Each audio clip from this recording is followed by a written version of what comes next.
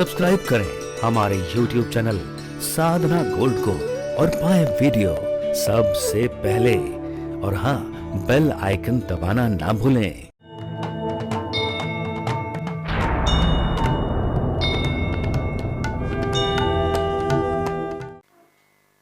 श्याम सुंदर मुस्कुरा रहे हैं, पितामह देख रहे हैं। केशव,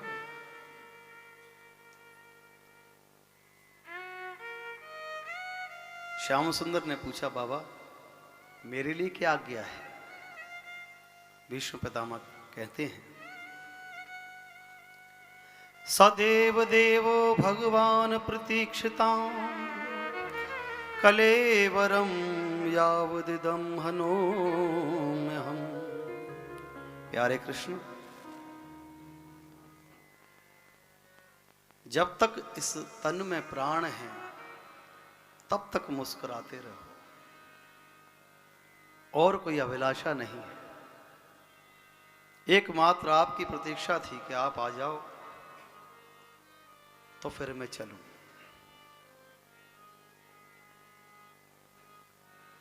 केशव, मेरी प्रतीक्षा सिर्फ आपके लिए थी,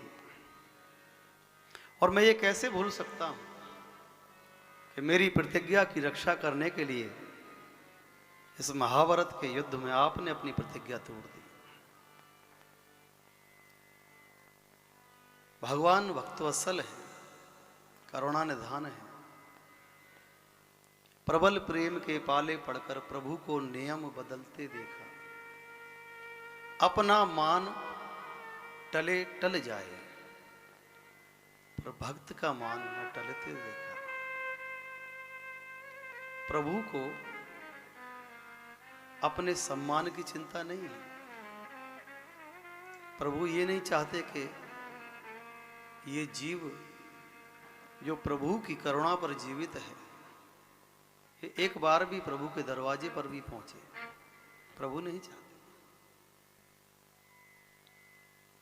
ठाकुर तो अपने भक्तों का हित करने वाले हैं, सर्व प्रकार से हित करने वाले हैं। जिस प्रकार से सूर्य की किरण का प्रकाश इस संसार में व्याप्त है और प्रत्येक प्राणी पर पड़ रहा है, उसी प्रकार प्रभु की कृपा भी, चाहे वो दुष्ट प्राणी हो, चाहे वो भजन करने वाला हो, चाहे वो सत्संगी हो, चाहे वो चोर हो, लेकिन प्रभु की कृपा की किरणें हर जीव पर पड़ रही है। परंतु अपने कर्मानुसार इस जीव के ऊपर वो पर्दा पड़ जाता है। जैसे कोई खिड़की हो और खिड़की से हमें जितना प्रकाश चाहिए होता है हम उतनी ही खिड़की खोलते हैं, कम चाहिए तो फिर पर्दा भी लगा देते हैं। अब जितना प्रकाश हमें चाहिए उतना प्रकाश हमें मिलता है। तो प्रभु की कृपा भी ऐसी है कि इस जीव पर उसके कर्मानुसार उसे प्राप्त होती है। प्रकाश वहां से पूरा एक जैसा आता है, लेकिन ये जीव के कर्म है, इस कर्म के बंधन के अनुसार इस जीव को प्रभु की कृपा प्राप्त होती है।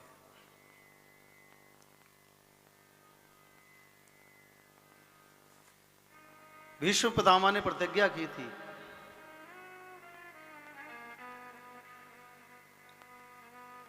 कि कुरुक्षेत्र के मैदान में कल एक पांडव का वध कर दूंगा, और सभी इस बात को जानते थे कि पांडव प्रतिज्ञाबद्ध थे कि अगर एक पांडव ने भी अपने प्राण त्याग दिए या एक पांडव का भी वध हो गया तो सारे पांडव द्रौपदी सहित जल समाधि ले लेंगे। और द्रौपदी पहुंची है प्रभु के सन्निकट। केशव, तुम यहां आराम से बैठे हो, क्या तुम्हें पता नहीं? श्याम सुंदर मुस्कुराने लगे, कहते हैं, कृष्णा, द्रौपदी को श्याम सुंदर प्रेम से कृष्णा पुकारते हैं। चिंता क्यों करती है? अरे तुम्हें चिंता की पड़ी है? जानते हो, मेरे पतियों के प्राण संकट में हैं। श्याम सुंदर कहने लगे, चिंता ना करो, कोई सुंदर सी अच्छी सी साड़ी है तुम्हारे पास? द्रौपदी कहने लगी, यहां मेरे पतियों की जान पर आफत आई है, तुम्हें साड़ी की पड़ी है? अरे बताओ तो सही। सुंदर साड़ी पहनाई, हाथों में हरी हरी चूड़ियां पहनाई, और श्याम सुंदर द्रौपदी को ले गए हैं जहां भीष्म पितामह अर्धरात्रि में बैठे हैं। अर्धरात्रि की बेला थी, भीष्म की लगी समाधि थी,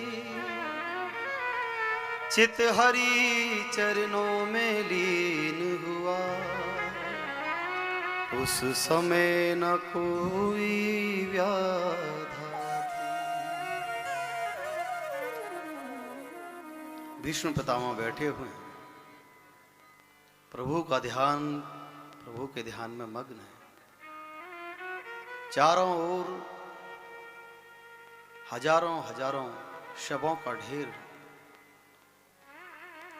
उस शिविर के बीच श्याम सुंदर द्रौपदी को लेकर पहुंचे हैं। कहने लगे, देखो अंदर भीष्म पितामह बैठे हैं, जाकर उनको प्रणाम करना है, लेकिन प्रणाम ऐसे नहीं करना जैसे हम और आप करते हैं। घुटने छीलिए, सर झुका के प्रणाम कर दिया। सर उनके चरणों में रख कर प्रणाम करना। जैसे ही द्रौपदी अंदर जाने लगी, श्याम सुंदर ने कहा, रुको, ये चरण पादुकाएं उतार कर जाओ, क्योंकि भीष्म पितामह चरण पादुकाओं की आवाज से पहचान जाते थे कि ये कौन है।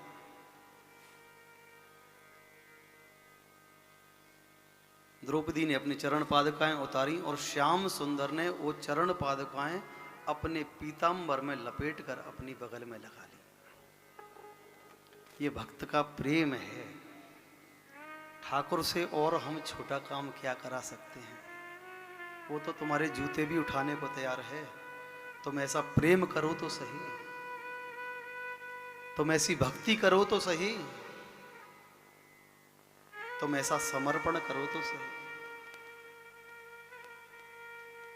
वो तो कहता है, मैं तो अपने भक्तों के जूते भी उठाने को तैयार हूं भैया। द्रौपदी के जूते दुपट्टे में अपने बगल में लगाकर बाहर बैठ गए। द्रौपदी ने भीतर प्रवेश किया। द्रौपदी ने जाकर सर रखा दादा भीष्म के चरणों में कौन झुका देखूं, दादा भीष्म एकदम चौंके। जैसे ही चरणों में सर रखकर प्रणाम किया, एकदम चौंक पड़े। नेत्र खोलकर देखा तो क्या देखते हैं? देखा एक सदवा नारी है, वो चरणों में शीश झुकाती है, उसके तन की सुंदर साड़ी सदवापन को दर्शाती है।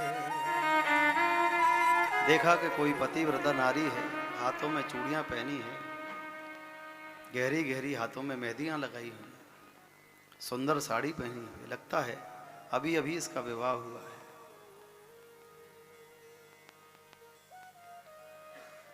द्रौपदी ने जब दादा भीष्म को प्रणाम किया तो दादा भीष्म के मुख से एक आशीर्वाद निकला।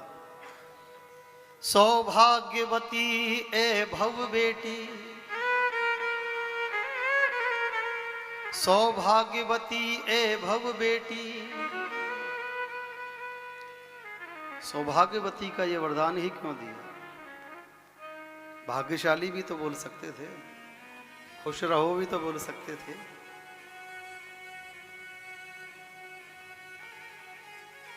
लेकिन सौभाग्यशाली का ही आशीर्वाद क्यों दिया? दादा भीष्म एक योद्धा ही नहीं, भगवान के एक सच्चे भक्त हैं।